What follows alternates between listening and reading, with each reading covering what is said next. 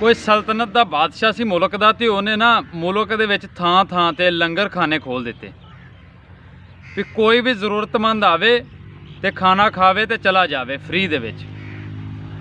इस तरह ही होना लखां लोगों दिहाड़ी च रोटी खानी। उत्थों बादशाह का जिहड़ा वजीरे खजाना सी ना, वो बदल गया। जो बादशाह का वजीरे खजाना बदलिया ना, तो जिहड़ा नवां वजीरे खजाना आया उन्हें कहा बादशाह सलामत है, जिहड़े लंगर खाने ने ना ये अपने खजाने के उत्ते बहुत वड्डा बोझ ने।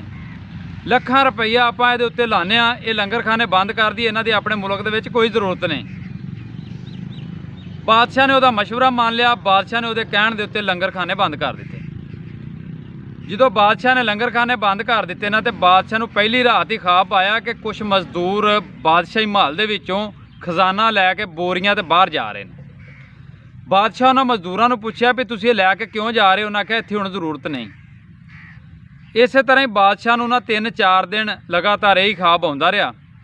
बादशाह ने तबीर करने वाला बंदा सद्या, उन्होंने सद के अपना ख्वाब दस्या। उन्हें आख्या बादशाह सलामत, जिहड़े तुसीं लंगर खाने बंद किए सन ना, खोल दिओ।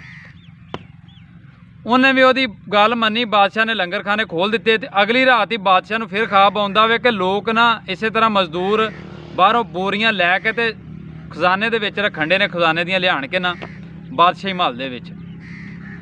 बादशाह ने उन्होंने पूछा भी हुण वापस क्यों लैके आ रहे हो? उन्हें कहा बादशाह सलामत, इत्थे लोकां नूं जरूरत है इन्हां चीज़ां दी, असीं तां इत्थे लैके आ रहे हैं। गल मैं तुहानूं ये दसणी चाहना वा भी कुछ लोग अज मेरे भैन भरा जिहड़े ना, वो समझते हैं किसी जरूरतमंद नूं कोई थोड़ी बहुती खैरात देती या कोई 10-20 रुपये या 100-50 देता ना, तो साडे पैसे ना जेब चों कट जाण। किसी दी बेवा औरत उहदियां बच्चियां जवान ने अगर किसी बच्ची का विआह कर दिता तो उन्होंने साडे पैसे घट जाण। मैं उन्होंने दसना चाहना कि जदों भी किते रिजक की कमी आउण लगे ना, तो तुसीं अल्लाह पाक नाल तजारत शुरू कर दिओ। अल्लाह पाक नाल कीती हुई तजारत जिहड़ी ना, वो कदी भी घाटे च नहीं आउंदी, वो 10-20 गुणा ज़्यादा तुहानूं नफ़ा दे दी। तुसीं एक बारी अल्लाह पाक नाल तजारत करके तो वेखो। अज मंगण वाला 10 रुपये मंग लेना किते खलोते होवो, तो उन्होंने लोग 100 सवाल पुछते हैं। मैं उन्होंने कहना चाहना कि तुसीं किहड़ा उन्होंने देना वे, वो मंगण तुहाडे कोल किहदे नां ते डिया वे। तुसीं ये तो वेखो ना, अल्लाह की राह ते मंगण डिया, तुसीं अल्लाह के नां ते देना वे, तुसीं दे दिओ उन्होंने।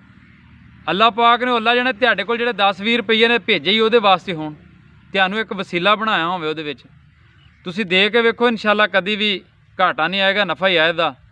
तो बाकी मेरी दुआ है अल्लाह पाक तुहानूं भी इन्हां गल्लां ते अमल करन दी तौफीक देवे, ते मैनूं भी भोले जे बंदे नूं तौफीक देवे। आमीन सुमान।